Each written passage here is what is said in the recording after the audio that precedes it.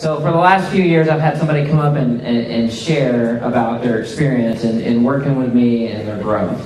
So this year, I'm really, really excited to introduce you to a good friend of mine that we were actually introduced at Live to Lead 2 years ago. And he's going to share his journey with y'all. So if y'all will help me welcome Mr. Blake Wright from Durant, Oklahoma. Now Blake has a couple of taco casas over in Durant, and he runs those and does an amazing job. And he's going to share about that journey a little bit. So the first question I have for him is, so he can relate to y'all out there, is how did you find yourself at a Live to Lead event in Ardmore, Oklahoma 2 years ago? Brawn, I was invited by a friend that I office with. He is the FCA representative, staff representative in the Durant area, and he'd known Drew, of course, and he invited me to come with him on the for that day. And I was really not in a place where I wanted to go to a leadership conference at all. I just went because my friend asked me to go, and I thought, well, okay, I'll at least go because my friend asked me. I didn't really need any more leadership stuff. I've been leading for 30 years. I'm pretty good at it, and so I thought, well, I'll just go and just I'll just show up and just make my friend happy, and then we'll be done with that and we'll move on. And I'll share this with you before we get started. Empathy has not been one of my spiritual gifts. So me with that issue, I didn't realize at the time. The first person that spoke was Simon Sinek, and he came out, and I said, okay, I'll buy in. I went ahead and got my notepad out, and I'm ready for some leadership qualities that I'll have to have. And Simon Sinek comes out, and he said, okay, the one thing you have to have if you're going to be a leader is, I'm ready. He says, empathy. And I went, what? Now what? Now what I got to do? I got to have that first?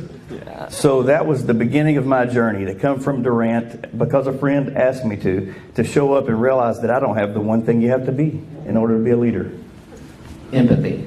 Empathetic. And Simon Sinek hit that hard. Yes. So, and he received it, so which is pretty amazing to get to a point, and you're going to hear that throughout this. So you're in this audience. They're telling you need empathy. You're learning about leadership. And then I get up here and I share, hey, if you want to join in a mastermind group, feel free to fill out the form and we can take this to the next step so you can engage in a process of growth. Why don't you sign up for the mastermind group? Well, after showing up and listening to the folks on the video presentation and seeing what they had to offer, and I began to see the value of seeing the beach ball from a different perspective. I've always seen it just from my perspective, and I didn't realize there were a whole lot of other ways to see a problem or a perspective. And that was presented to me that day. And then when Brawn offered the opportunity to go meet with some like-minded individuals that were willing to grow and willing to learn, I thought, maybe this is what I need. Wow. And I want y'all, hopefully you're finding yourself in that spot. And he said, maybe that's really what I need. So you sign up for this mastermind group, and you take a chance, and you drive from Durant, Oklahoma, once a week to come over here and spend time with me and the other people in the group during the mastermind. What was your experience like in that mastermind group? It was really eye-opening for me. I had a really closed-minded leadership style. It was kind of my way or the highway for most of my 30 years of being in the restaurant business. And I began to realize with the mastermind group how much different other folks were able to lead and be effective. And if I was willing to even just look at how they did things or embrace the ideas that were being exchanged in that room, how much better of a leader and how much better of a person I could be. I'll let that sink in for a minute there. I know that, he was awesome to come up here and do this interview, but to share that and the growth that we can have as individuals, no matter what we're leading, whether it's a taco stand, whether it's being a husband or a wife, whether it's being a mother or a father, or whether it's leading a soccer team. I've got that back there in the back as well. We can grow and be better leaders. towards after we finished the 15 Laws Mastermind group, I was like, if you want to keep growing, we can go through another group called Intentional Living. And you chose to continue. Why did you choose to continue to make that sacrifice to continue your growth? In the 15 laws of growth, I thought, okay, I didn't really need to grow, but then after showing up, I thought, well, that's exactly what I needed. So when you offered another mastermind group, I thought, well, I wonder if I could sneak into that one as well. And it was actually the one called Intentional Living, which after going through that process and coming to Ardmore for the Intentional Living mastermind groups, at the end, I really kind of thought, wow, you can do this on purpose and not just by accident. He dropped gold. He dropped gold. And I realize I'm the person on his left, but I think I got that one. We can do this intentionally, not by accident. Towards the end of that group, I asked everybody to share what they got from it. And something he said to me that will always stick with me was at the end of that, when we were all sharing what we got out of the group, he said, Brawn, I run here. I run here. What did you mean by that statement? I had to come to realize that that time that we had in Ardmore, 1 hour a week, was the time that I coveted. I truly wanted to be there. I look forward to carving out that time in my life each week to make sure, no matter what was on the schedule, that I was in Ardmore, Oklahoma at noon on Tuesday, because it meant that much to me and it had affected my life in such a fashion. And it's such a gift to be able to live out my passion to help others grow. And Blake, you've been such a blessing to me. I want to talk about what he did next. He stepped it up. And he said, Brawn, I've enjoyed working with you so much. I want you to come over and work with me and my team in Durant. And so I started going over there weekly and spending time with him and his team. What have you seen as a result of us working weekly with your team over in Durant? It's been wonderful to be able to share these leadership gems and nuggets that we pick up when we're learning from Mr. Maxwell or learning from Brawn.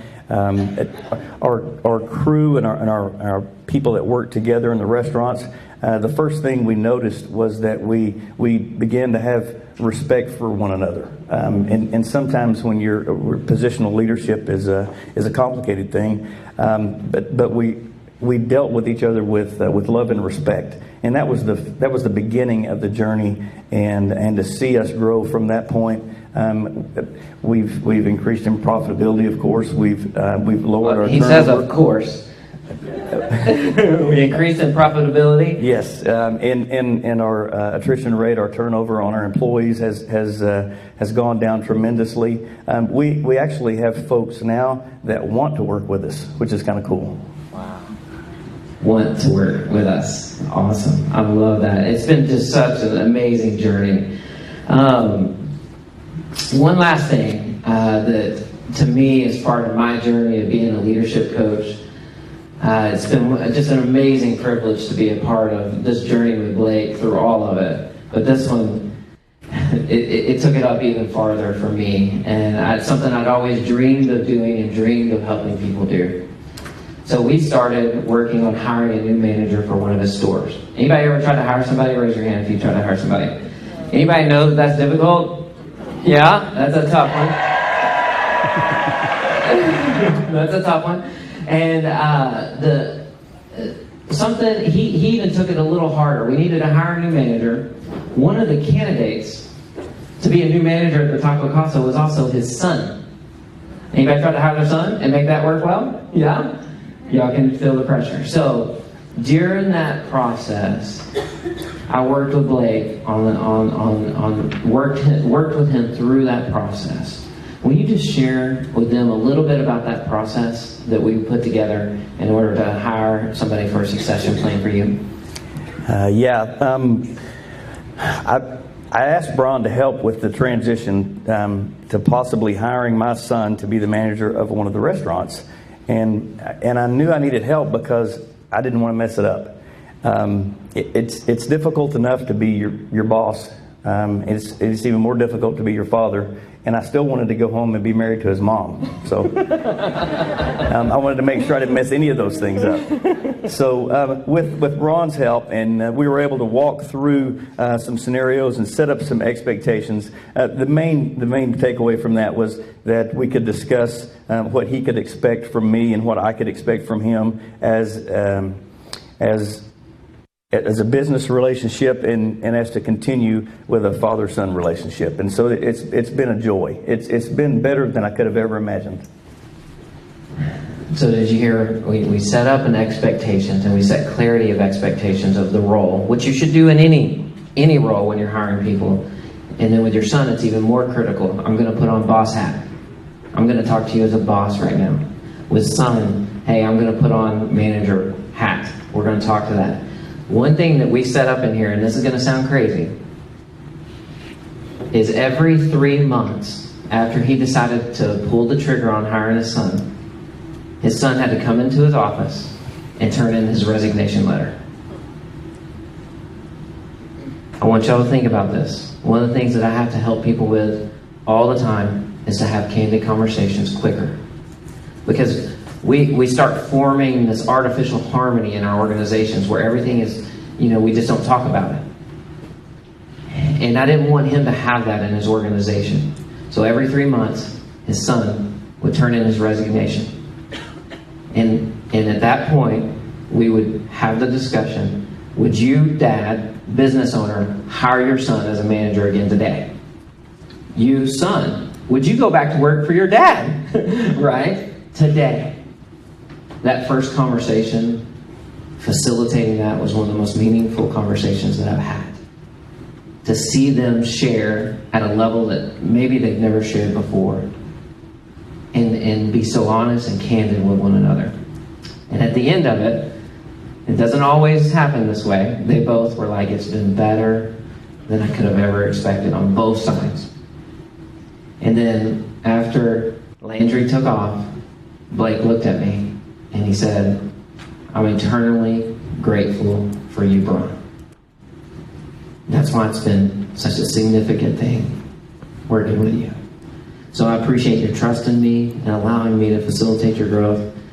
I'm just so privileged to do that and honored to serve you in that way. And thank you. You're welcome, Blake. Can y'all give it up for Blake?